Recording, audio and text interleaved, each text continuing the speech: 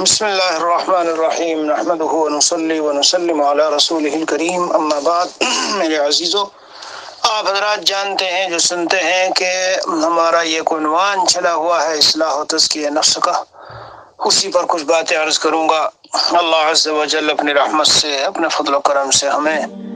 ہمارے اس قال کو ہمارا حال کر دے، حالہ ہمارا حال کر دے۔ صرف یہ علم اور تقریر و بیان زبان پر نہ رہے، بلکہ اللہ عز و جل زندگی میں اتار دے۔ تو میرے عزیزو، آج جو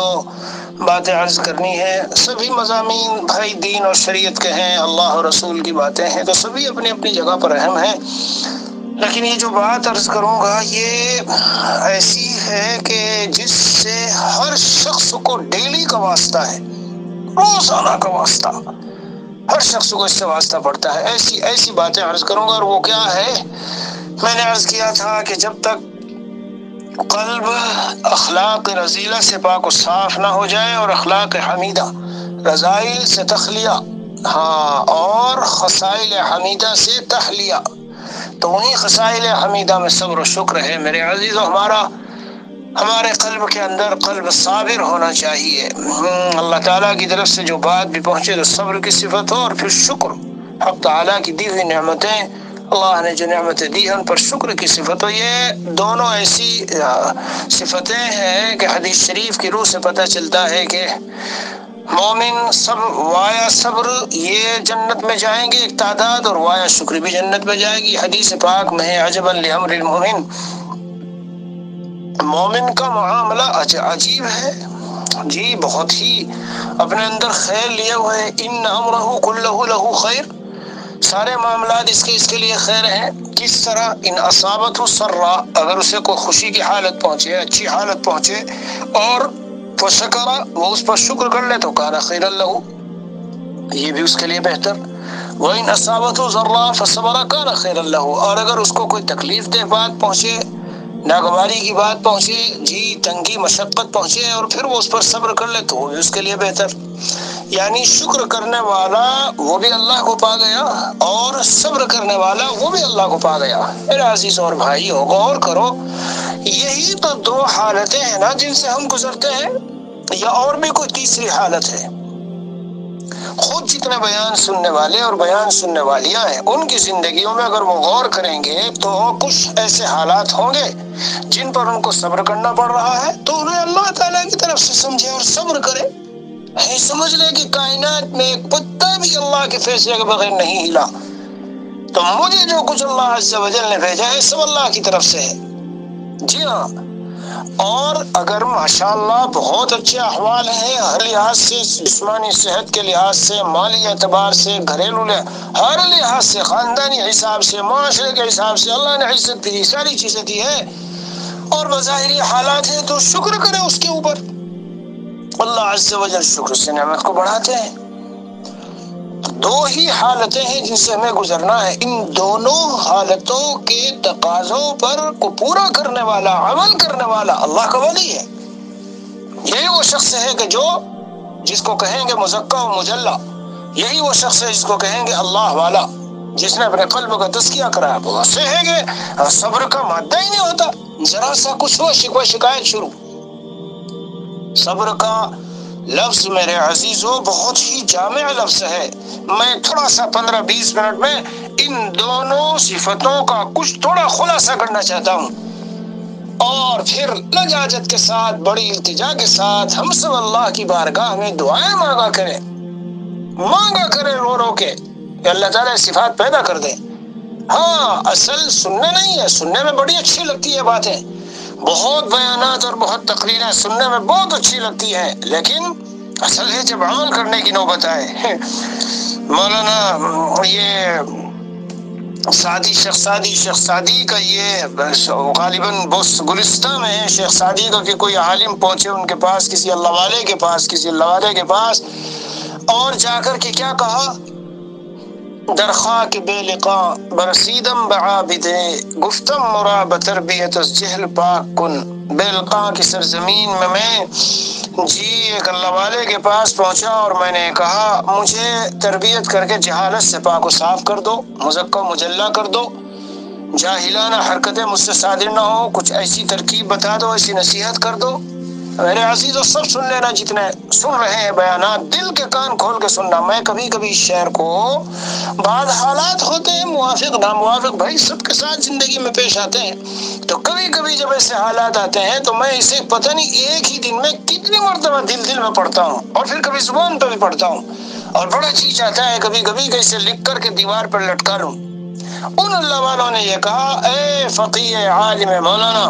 اللہ مولانا ہو عالم ہو، خلاصہ پیش کر رہا ہوں، آپ مولانا ہے عالم ہیں جی، بڑے پڑھے لکھے ہیں، لو سنو ایک نصیحت کرتا ہوں، اگر اس پر عمل کرنا ہے تو کر لو، ورنہ سارا اپنا علم جو ہے وہ خاک میں دفن کر دو۔ کیا کہا؟ گفتہ برو چخاک تحمل کنے فقی،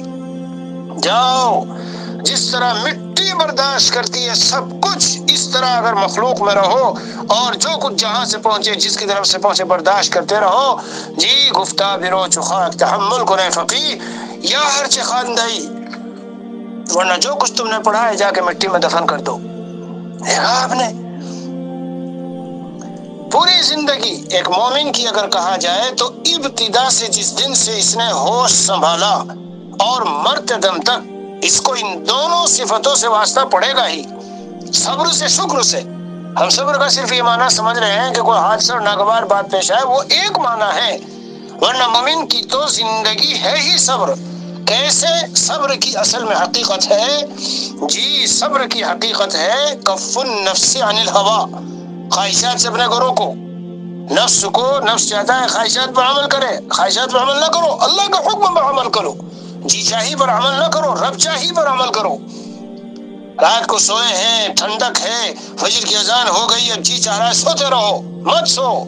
اٹھ جاؤ، رب چاہیے ہے کہ اس وقت رب کا حکم ہے چلو نماز پڑھو۔ اسے صبر علی الطاعت کہتے ہیں۔ طاعات کے انجام دینے میں بالکل صبر کرنا پڑتا ہے، بالکل صبر کرنا پڑتا ہے۔ تلاوت قرآن کرنی ہے، نماز پڑھنی ہے، حج کرنا ہے، اور لوگوں کی خدمت کرنی ہے، اور پڑوسی کی دیکھ بھال کرنی ہے، رشتہ داروں کی خدمت کرنی ہے وغیرہ، سب میں صبر کرنا پڑتا ہے۔ جب ہم اس عبادت کو انجام دے رہے ہیں، نماز پڑھ رہے ہیں، تو نفس کو روک کے رکھیے، روح اور دل کو نماز میں روک کے رکھیے، خشوع و خضوع نماز پڑھیے، دل کو ادھر ادھر نہ لے جائیے،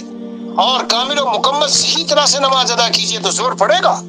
جی ہاں، اس لیے سیکھنی پڑتی ہے، نماز خالی سننے سے نہیں آتی میرے عزیزو، نماز کو سیکھنا پڑتا ہے۔ بہت لوگ ہیں جو یصلون ہیں، یعنی نماز پڑھ رہے ہیں بظاہر، لیکن یقیمون الصلاۃ جو قرآن میں آیا کہ نماز کو قائم کرتے ہیں اور اچھی طرح سے نماز کو ادا کرتے ہیں، یہ والی بات نہیں حاصل ہوتی۔ اس کا بنیادی عنصر اور بنیادی جز وہ ہے دل کے خشوع و خضوع، بدن بھی بالکل سکون سے ہو اور دل بھی متوجہ اللہ، اس طرح نماز پڑھو۔ یہ سب صبر کی چیزیں ہیں۔ ٹھنڈا موسم ہے، وضو کرنے کی ضرورت پڑ رہی ہے، اللہ کا حکم ہے چلو فی سبیل اللہ جہاد کرو، اب سب کچھ چھوڑ چھاڑ کے اور چلنا پڑ رہا ہے۔ تو بہرحال میں عرض کر رہا ہوں کہ صبر کا مطلب عام طور سے ہم یہی سمجھتے ہیں کہ کوئی حادثہ پیش آیا تو بھائی کہ صبر سے کام لو، وہ تو ایک قسم ہے اس کی، اصل میں ہے کف النفس عن الہوى، نفس کو اپنے خواہشات سے روکو، جی ہاں اس پر عمل نہ کرنے دو، اللہ تعالیٰ کا جو حکم ہے اس پر عمل کرو۔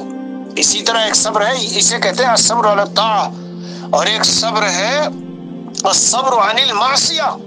گناہوں سے بچنے میں صبر کیجیے۔ جیسے یہ نیٹ اور یوٹیوب اور فیس بک اور رشتہ داروں میں ادھر ادھر، میں نے 2-4 روز پہلے بیان کیا تھا، یہ نظروں کو بچانے میں کتنا زور پڑتا ہے۔ بیٹھے ہو اور کسی نے گالیاں دے دی، برا بھلا کہہ دیا، اور اچھی خاصی محفل لگی تھی، کوئی بھڑک پڑا تمہارے اوپر، یا مسجد میں کچھ کسی سے بات چیت ہو گئی تو ایسا اندر میں جوش آیا کہ اسے پٹک کے ابھی دے کے مار دوں، لیکن آپ نے صبر کیا، یہ ہے کہ نفس کو روک لیا۔ شوہر بھڑک پڑا بیوی کے اوپر، اب اسے اتنا جوش آیا کہ یہ کر دو اور وہ کر دو، لیکن فوراً اللہ تعالیٰ کا حکم کا خیال آیا، یہی تو وہ ہے جس کے لیے حکم ہوا ہے کہ اس کو اگر سجدے کی اجازت دی جاتی تو اس کا سجدہ کیا جاتا، یہی تو وہ ہے جس کے بارے میں رسول پاک صلی اللہ علیہ وسلم سے جب پوچھا گیا کہ جہنم میں عورتیں کیوں جائیں گی، تو یہ فرمایا کہ وہ شکران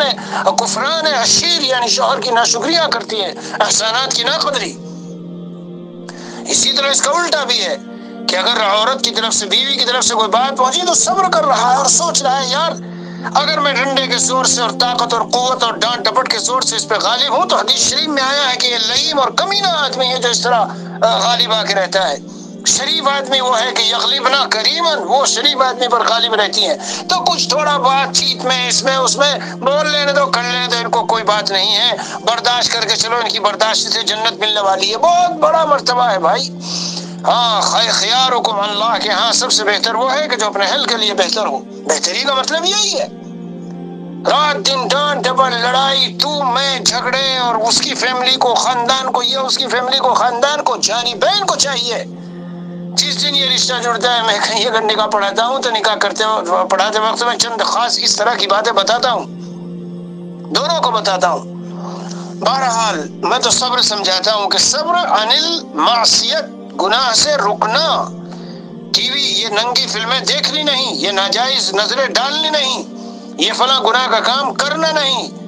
غیبت سے روک دیا گیا، بڑی عادت تھی، بڑی مزے کے ساتھ چپا چپ جو ہے حرام، یہ اپنے مردار بھائی کا گوشت کھانے کی عادت تھی محفلوں میں بیٹھ کر. لیکن اب یہ عادت ہو گئی کہ جیسے ہی کوئی کسی کا تذکرہ کرے فوراً بھائی یہ تذکرے مت کرو کسی کے، ورنہ خواہ جو ہے غیبت ہوگی. اور یہ جو ہم صبر اکثر بولتے ہیں ہمارے اردو میں اور زبان میں اور ماحول میں اور معاشرے میں، تو صبر صرف اسی پہ بولا جاتا ہے بھائی بیٹا گزر گیا، تمہارا ابا کا انتقال ہو گیا، بھائی صبر کرو اللہ صبر دے دے. اور اسی طرح کوئی حادثہ پیش آ گیا، بھائی صبر. ہاں یہ بھی صبر ہے، یہ بھی صبر ہے، لیکن یہ ایک قسم ہے، اسے کہتے ہیں صبر علی البلایا. جی بلایا، مصیبتوں کے اوپر، الصبر فی المصائب. ہاں مصائب میں اور حوادث جب آئے تو صبر، بہت بڑی فضیلت ہے، اس کی بھی بہت بڑی فضیلت ہے. قرآن کریم میں اللہ عز و جل نے فرمایا الذین اذا اصابتهم مصیبہ قالوا انا للہ وانا الیہ راجعون یا ایھا الذین آمنوا استعینوا بالصبر والصلاۃ ان اللہ مع الصابرین. یہ دیکھو بے شک بلا شبہ اللہ تعالیٰ صبر کرنے والے بندوں اور صبر کرنے والی بندیوں کے ساتھ ہیں. اے میرے بھائیوں اور میری بہنوں اور بیان سننے والوں، جب بات یہ ٹھہری کہ اللہ تعالیٰ صبر کرنے والوں کے ساتھ ہے، تو جو جس کے ساتھ ہوگا، اتنا بڑا کائنات کا مالک اور خالق صبر کرنے والوں کے ساتھ ہے، تو پھر تم اندر میں گھٹن گھٹن میں کیوں ہو؟ ٹینشن اور ڈپریشن میں کیوں؟ خوشی مناؤ کہ میرے رب نے مجھے صبر کی توفیق دی. ایک بہت بڑے اللہ والے گزرے ہیں ابن العربی، ان کی نصیحتوں میں دیکھتا تھا تو پھڑک گیا جس وقت انہوں نے ایک بات میں نے اس نصیحت میں پڑھی، یعنی روح پھڑک گئی، اس قدر لطف آیا پڑھ کر. کیا اللہ عز و جل تمہیں صبر کے ذریعے، شکر کے ذریعے، دوسرے حالات کے ذریعے مختلف انداز کے پھلوں کے ذائقے چکھا رہے ہیں. جی کہ اس لائن کا اجر و ثواب اور اس لائن کے انعامات بھی اللہ سے لے لو، اور اس دوسری لائن کے انعامات بھی لے لو، اور ادھر یہ اعمال کر کے، جیسے مثلا ناموافق حالات پر صبر کر کے اللہ کے جو وعدے ہیں اور جو جو چیزیں ہیں وہ بھی لے لو. تو جو اللہ والے ہوتے ہیں، اللہ والے فرماتے تھے کہ جب گھر میں ناگوار حالات پیش آتے ہیں تو بس میں تو دو باتیں سوچ لیتا ہوں. ایک تو یہ بات سوچ لیتا ہوں، کون سی؟ ایک تو یہ بات سوچ لیتا ہوں کہ بھائی اگر یہ ناگوار حالات نہ پیش آئیں زندگی میں، گھر میں، باہر، ادھر ادھر، تو جو اتنا بڑا اجر و ذخیرہ ناگوار حالات اور نامناسب باتوں کے پیش آنے پر صبر کرنے کے نتیجے میں مومن بندوں کو ملے گا، میں اس سے محروم ہو جاؤں گا. تو اللہ تعالیٰ نے گھر ہی میں میرے لیے انتظام کر دیا. کیسا انتظام؟ کہ گھر ہی میں ایسے معاملات کچھ ہو گئے کہ اس کی وجہ سے میں صبر کرنے کا جو مزہ ہے اور جو اللہ کی معیت ہے صابرین کو، وہ مجھے مل رہی ہے. اور دوسرے وہ کہتے تھے کہ جب اس طرح کچھ ہوتا ہے تو میں سوچ لیتا ہوں جی کہ حدیث شریف میں آیا کہ ان عورتوں کے ساتھ کتنا بھی احسان کرو پھر بھی ایک دن یہ کہیں گی، یہ نہیں کہیں گی کہ آج تم نے میرے ساتھ کیوں اچھا سلوک نہیں کیا، بلکہ یہ کہیں گی کہ ما رأیت منک خیرا قط، میں نے تو تم سے کبھی کچھ دیکھا نہیں. تو اللہ والے کیا کہتے تھے؟ جب اس طرح کی بات گھر میں میرے پیش آتی ہے تو میں سوچ لیتا ہوں تیرا بہت بڑا احسان، جزاک اللہ خیر، بہت بڑا احسان کہ حضور کی حدیث، حضور صلی اللہ علیہ وسلم کی حدیث کی سچائی اور حضور کی رسالت میں سچائی، اور میں اس میں اضافہ ہو گیا، عین الیقین حاصل ہو گیا، آنکھوں سے دیکھ لیا، میں نے آنکھوں سے دیکھ لیا. اور جب وہ اصولوں پر نہیں آ رہی، ہم چاہتے ہیں یوں چلیں یوں چلیں یوں چلیں، تو جب وہ اصولوں پہ نہیں آتی تو مجھے اور حدیث میں پکا ہو گیا میں کہ حدیث شریف میں فرمایا گیا تھا کہ اگر تم سیدھا کرنے چلو ٹوٹ تو سکتی ہے یہ پسلی لیکن سیدھی نہیں ہوگی. بہرحال یہ اللہ والے ابن العربی فرماتے ہیں کہ جب ناگوار حالات آئیں اور کچھ اس طرح کے مالی نقصان، جانی نقصان یا کچھ اختلاف یا گھر میں کچھ صبر کی باتیں سنو غور سے، یہ مزے لے لے کے سننے کی نہیں کہ میں بہت اچھی باتیں بتائی، بہت اچھا بیان تھا، یہ کچھ نہیں ہے۔ اصل دین حال کے حکم پر عمل، حال کے حکم پر عمل کا نام دین ہے۔ یعنی جس وقت جس کو جو حال پیش آئے، نامناسب حال پیش آیا، صبر کر رہا ہے، دیندار ہے، اور اگر نامناسب حال پیش آیا اور شکوے شکایت شروع کر دی، مخلوق کے سامنے جا کر شکوے شکایت کرنا، جی یہ کہلاتی ہے کہ یہ شخص بے صبرا ہے، اس نے بے صبری کی ہے۔ جی ہاں، تو اسی طرح حد سے زیادہ، بزرگوں نے لکھا ہے کہ ایسے موقع پر حد سے زیادہ غمگین، ٹینشن میں ہو جانا، یہ بھی بے صبری ہے، یہ بھی بے صبری ہے۔ میں نے اپنے شیخ نور اللہ مرقدہ کو خط لکھ کے پوچھا تھا، ایک مرتبہ ایسا واقعہ پیش آیا تھا تو حضرت فرمایا تھا، بھائی یہ بتاؤ یہ اللہ کے فیصلے سے آیا کہ نہیں؟ تو پھر اتنے غمگین ہونا کہ ٹینشن اور ڈپریشن میں چلے جاؤ، اس کا مطلب تو تم اللہ کے فیصلے سے ناراض ہو۔ پھر یہ فرمایا رضا بالقضا بھی اسی طرح فرض ہے جس طرح نماز روزہ فرض ہے۔ میرے عزیزوں، جب حالات آئیں تو ہمیں اللہ تعالیٰ کے فیصلے پر، حالات آئیں کا مطلب یہ نہ سمجھنا کہ کوئی قتل کرے، مارے، ڈاکہ ڈالے، ارے یہ سب گھریلو حالات، باہر کے حالات، رشتہ داروں کے حالات، مالی حالات، یہ سب حالات ہیں۔ جب آئے تو بندہ یہی سوچے اللہ تعالیٰ کی طرف سے آئے، میں اللہ کا بھیجا ہوا ہے، سب کچھ میں راضی ہوں۔ ایک حدیث قدسی کی کتاب ہے خدا کی باتیں، جب حالات آنے پر بندہ اللہ کے سامنے لجاجت کرتا ہے، روتا ہے، آہیں بھرتا ہے، نمازیں پڑھتا ہے، دعائیں مانگتا ہے اور کہتا ہے اے اللہ، اے میرے اللہ، میں کسی بھی اعتبار سے نہ کسی شکوہ شکایت کروں گا اور کوشش کروں گا کہ کسی پہ ظاہر بھی نہ ہونے دوں، یہ جو کچھ حالات ہیں تو جانتا ہے، میں جانتا ہوں، میرا ایمان ہے کہ یہ آپ کی طرف سے آئے ہیں، اے میرے اللہ میں آپ ہی سے پکارتا ہوں، جب آئے آپ کے پاس سے تو دور بھی وہیں سے ہوں گے، اے اللہ آپ ان کو دور فرما دیجئے۔ فرمایا کہ میں دور کر دیتا ہوں، اگر میں فوراً دور کروں تو سمجھ لو کہ میں نے اس کو بخش بھی دیا، اور اگر اسے چلتے رہے تو جب یہ دنیا سے میرے پاس جا کے ملے تو اس حال میں ملے گا یہ بندہ کہ یومن ولدتہ امہ، جیسے اس کی ماں نے اس کو جنا ہے۔ تو بہرحال دیکھو، یاد رکھو، نمبر 1 جب کوئی حالات پہنچے تو رضا بالقضا کا ہمیں ہونا چاہیے کہ اللہ کی طرف سے آیا ہے، میرے حق میں خیر ہے، اس میں بہترائی ہے۔ حضرت حکیم الامت تھانوی رحمۃ اللہ علیہ کا ملفوظ وہاں نقل ہے حضرت والا کی کتاب میں، روح کی بیماری اور ان کا علاج، کہ اخلاص سے بھی اونچا مقام رضا بالقضا ہے۔ ہر حال میں چھوٹا بڑا واقعہ، مثلا شوہر بیوی کا میں اس لیے مثال دیتا ہوں کہ آج کل روز قصے پیش آتے ہیں اور سننے میں آتے ہیں، ان کے آپس میں کچھ جھگڑے اختلافات ہو گئے تو طلاق نہ مانگے کہ میں طلاق لے کے جا رہی ہوں، یا شوہر طلاق نہ دے، بلکہ سوچ لے میرے رب کا یہ فیصلہ ہے، اور جب اللہ کی طرف سے فیصلہ ہو گیا اور ہمارا جوڑ بیٹھ گیا تو بس میں اس کو صبر کرتا برداشت کرتا رہوں گا اور یہی سمجھوں گا اللہ کے اس فیصلے میں میرے لیے کوئی خیر ہے۔ ہاں وہ الگ بات ہے کہ اگر فاحشہ ہو عورت یا شوہر اس طرح کا ہو بے حیا اور پھر کوئی ایسی بات ہے ناگواری کی، تو پھر اللہ نے راستہ رکھا ہے کہ طلاق دے کے الگ کر لو۔ تو بہرحال رضا بالقضا، اللہ کے فیصلے پہ راضی رہنا، مخلوق سے شکایت نہ کرنا، حد سے زیادہ غمگین نہ ہونا، یہ 3 حق ہیں اللہ کے جب بندے پر حالات آئے، یعنی صبر کی حقیقت جب متحقق ہوگی، جب ہمارے اندر یہ والی بات پائی جائے۔ تو میں عرض کرنا چاہتا تھا دل کے اندر اپنے اس صفت کو پیدا کریں کہ صابر ہو، جی صبر والی صفت ہو، قلب صابر، جو بھی کیفیت آئے، جو بھی حالت آئے، بس یہ نظر دائیں بائیں ڈالتا ہی نہیں ہے، جس نے وہ حالت بھیجی ہے، جہاں سے وہ حالات آئے ہیں وہیں دیکھتا رہتا ہے۔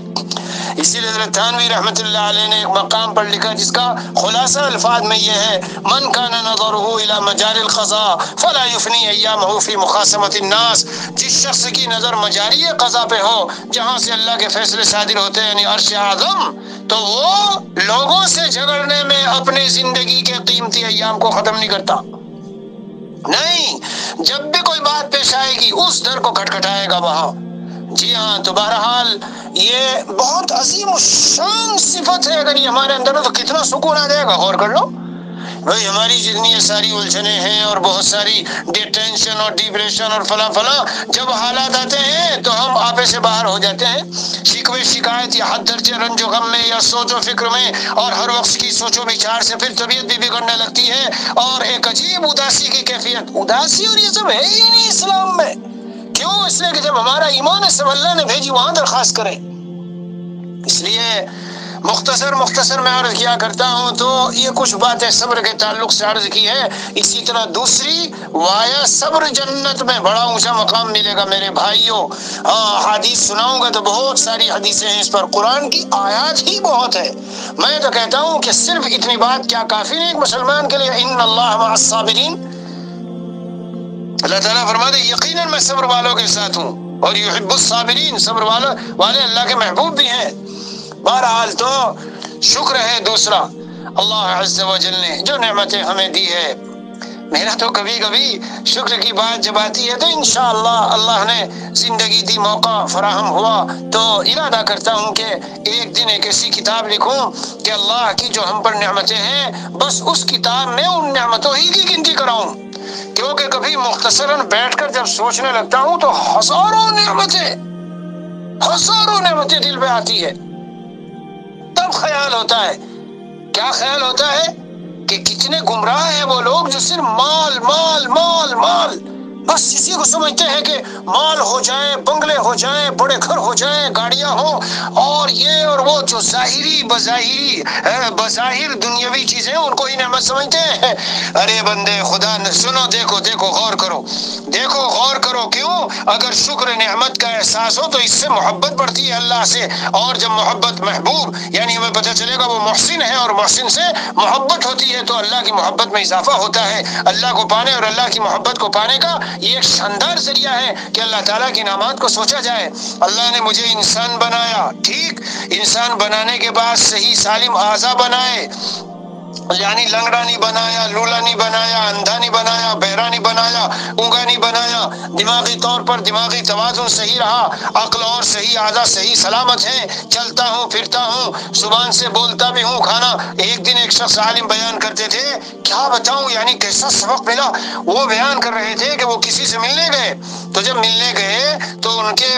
جب فون پر بات ہوئی تو انہوں نے کہا کہ آنے کا وقت آپ بتائیے کیوں؟ اس لیے کہ وہ ایک ٹیبلٹ منہ میں ڈالتے ہیں، ان کے منہ میں اتنی خشکی ہے کہ وہ ٹیبلٹ آتی ہے کتنے ڈالر کی پتہ نہیں ایک ٹیبلٹ، اور وہ ٹیبلٹ منہ میں ڈالتے ہیں اور اس سے 15-20 منٹ یا آدھا گھنٹے تک منہ میں زبان پر وہ پانی رہتا ہے جس پانی کی برکت سے گفتگو ہوگی، ورنہ زبان اتنی خشک ہے بول نہیں سکیں گے۔ میرے پیارے بھائیوں، اے بیان سننے والوں، کیا ہم نے کبھی اس نعمت کا احساس کیا کہ یہ جو زبان کے اندر پانی ہے یہ بالکل خشک نہیں، جو تری ہے، اس تری کو لانے کے لیے بھی آج دنیا میں ایسی بیمار ہے جو ٹیبلٹ کھانی پڑ رہی ہے، اور ہمیں اللہ نے یہ مفت میں دی ہے، ہم چاہے جتنا بولے۔ تو کیوں اس زبان کو ناخرم حرام جگہوں میں میسج بھیج کے اور باتیں کر کے استعمال کریں، غیبتوں میں استعمال کریں، گالیوں میں برا بھلا کہنے میں کیوں کریں ہم استعمال؟ اللہ نے زبان صحیح سلامت دی، نگاہیں کتنی بڑی نعمت، جس کی نگاہ نہیں پوچھ کے دیکھو، یا تھی اور کوئی بیماری کا عارضہ لگا اور چلا گیا، روتے اور تڑپتے ہیں ایسے بہت سے لوگ۔ ہاں، اس لیے اللہ نے نعمت دی، یہ نعمت، یہ ظاہری نعمتیں میں گنا رہا ہوں۔ پھر اللہ عز و جل نے ایمان عطا فرمایا، ایمان کے بعد اپنی پہچان عطا فرمائی، اپنی پہچان کے ساتھ رسول اللہ صلی اللہ علیہ وسلم محمد عربی علیہ الصلاۃ والسلام کون ہیں، کیسے ہیں، ان کی صفات، ان کے احسانات، ان کا دین، ان کی شریعت، ان کی باتیں، ان کی حدیثیں، جو کچھ امت کی خیرخواہیاں، کیا کیا ہمیں اللہ نے دیا، قرآن کی سمجھ بوجھ دی، قرآن پڑھنا آتا ہے، سمجھتے ہیں قرآن کو، جی اس کی تشریح آتی، اس کی تفسیر آتی، اس سے محبت دی ہے، اس کی تلاوت کی اللہ نے توفیق بخشی ہے، جی قلب کے اندر یہ بھی ہو سکتا تھا کہ کفر کے ساتھ انس اور محبت ڈال دی جاتی، اور یہ بھی ہو سکتا تھا کہ پیدا ہی کسی کافر کے گھر میں ہوتے، اور یہ بھی ہو سکتا تھا کہ پیدا ہونے کے بعد والدین کے دل میں ڈالا جاتا کہ وہ کسی ایسے کرسچن اسکول میں ہمیں ڈالتے کہ دل کی تختی پر اندر ایسے کفری عقائد رچا بسا دیے جاتے جیسے آج بسائے جا رہے ہیں۔ میں بیان کروں گا تزکیہ کا بیان ختم ہونے کے بعد اسکولوں کالجوں میں سے کس طرح ایمان کو اسکریچ کیا یعنی کھرچا جا رہا ہے اور صاف کیا جا رہا ہے دلوں سے بچوں کے، اور ہم لاپرواہ ہیں، مزے میں ہیں، مزے میں کوئی پرواہ نہیں ہے۔